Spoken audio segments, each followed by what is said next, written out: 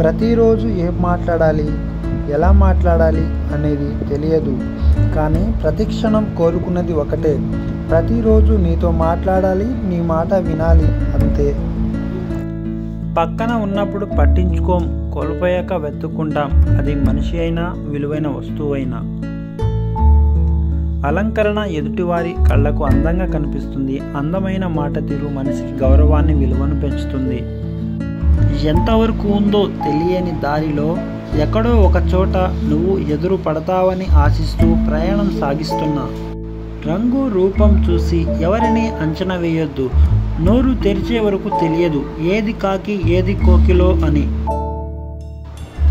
ఓటమి ఎదురైనప్పుడు ఓదార్చేందుకు ఎవరు లేకపోయినా నీకు నేనున్నానంటూ భుజం తట్టి వెంట నిలిచే వ్యక్తి తండ్రి మాత్రమే. వాళ్ళు వీళ్ళు ఏమనుకుంటున్నారోనని ఆలోచిస్తూ ఉంటే ఎప్పటికీ వాళ్ళ చేతిలో బందీగానే ఉండిపోతాము.